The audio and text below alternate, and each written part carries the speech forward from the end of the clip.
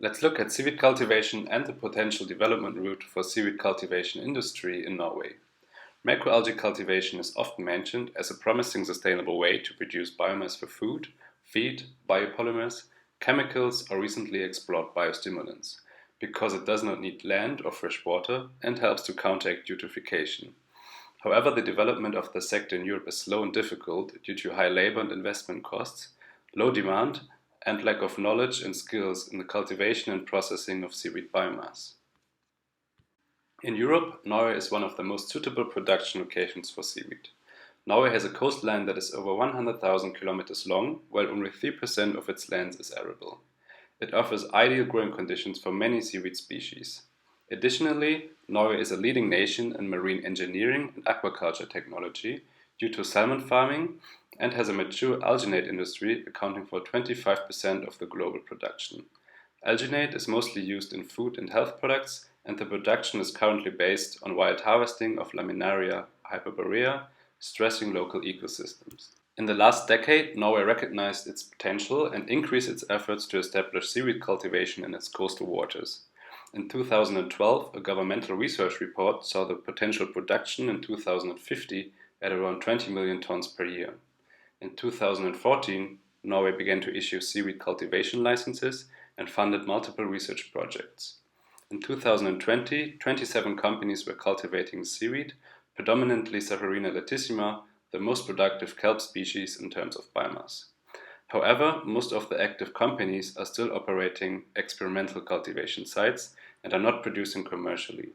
The total nationwide harvest of 336 tons in 2020 is underwhelming, especially compared to the 154,000 tons of wild seaweed that is harvested every year for the Norwegian alginate industry. Could another aquaculture sector be the key to large-scale macroalgae cultivation in Norway? Norway is the largest producer of farmed salmon in the world, with 1.3 million tons in 2015. It is one of the main commodities of the country, and like seaweed cultivation, it is based on aquaculture in coastal waters. Recently, the salmon farming industry faced a lot of public pressure for negative environmental impacts like pollution, antibiotic use, the sourcing of feed, and pests that spread to wild salmon populations. Integrated multi-trophic aquaculture, IMTA, could lessen some of the negative environmental impacts by co-cultivating species at different trophic levels. In Canada, several of these systems are operating.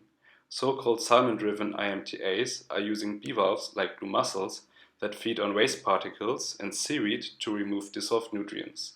In 2020, Norwegian salmon farms emitted 64,000 tons of dissolved nitrogen and 12,000 tons of dissolved phosphorus into coastal marine ecosystems. Due to currents, the nutrients are quickly diluted. One study calculated that 12% of the dissolved nitrogen can be taken up by Saccharina latissima cultivation sites in close proximity to a specific salmon farm. Another study estimates uptake rates between 10 and 30%, which are thought to be highly dependent on the specific location and the design of the cultivation site. Co-cultivated seaweeds and blue mussels show increased growth rates benefiting from the nutrients released by the nearby salmon farm. Additional environmental advantages are that part of the needed feed for the salmon could come from the farm itself, improving the circularity of salmon farming. Currently, 19% of the feed used in Norwegian salmon farms is soy-based protein, from which over 90% is imported from Brazil. Another critique is that large parts of the feed is sourced from wild fish stocks, undermining proclaimed benefits of aquaculture compared to conventional fisheries. Using self-farmed feed could make salmon producers more independent from price shocks on the feed market and enable new marketing opportunities. Other benefits of exploring and adopting IMTA for Norwegian salmon producers could be higher resilience and a better public perception of salmon farming in Norway and Europe. With additional income streams from mussel and seaweed sales, salmon farms show more resilience regarding price shocks and natural events like unfavorable weather conditions. Some studies that used net present value calculations even showed increased profits. Maybe the most interesting aspect for Norwegian salmon producers is the increased willingness to pay of consumers for more sustainably produced salmon. According to studies, Norwegian consumers are willing to pay 15 to 29% more for sustainably produced salmon. Willingness to pay studies specifically focusing on IMTL salmon are rare. Canadian consumers could be willing to pay 10% more for IMTA salmon.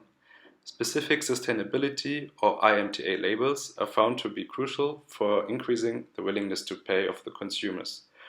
The findings indicate possible higher prices for IMTA salmon that could offset investment costs and potentially higher operating costs of such cultivation sites. IMTA also could improve the negative image of the Norwegian salmon industry by lessening the associated environmental impacts, resulting in less public pressure on the salmon farmers and their production practices. Today, IMTA is not widely adopted in Norway, with only a handful of operating IMTAs. Norwegian salmon producers are positive about the environmental benefits and marketing possibilities, but are hesitant because of uncertainties regarding profitability and markets for cultivated products. IMTA might become more interesting for salmon farmers in the future, as the Norwegian government proposed a new monitoring system that will permit expansions of salmon farms based on their environmental footprint. Another enabling factor for IMTAs, but also for seaweed cultivation in general, could be the implementation of a nutrient cycling credit systems similar to already existing carbon credit systems. IMTA is an interesting option to upscale seaweed cultivation in Norway and to improve cultivation technology and knowledge. Seaweed cultivation could benefit from the experience, skills, and knowledge about aquaculture methods, technology, and automation of Norwegian salmon farmers. Additionally, the salmon industry has access to large financial resources, and IMTA add-ons to existing salmon aquacultures might cost less than individual seaweed cultivation sites. The existing alginate industry is an interesting cooperation partner to develop novel seaweed processing technology, but also as a business partner in general. Despite Norway being one of the countries with the best environmental and economic conditions for seaweed cultivation, it currently remains unclear if large-scale seaweed cultivation will ever become reality, because the main problem, the lacking demand for seaweed products, still has to be solved.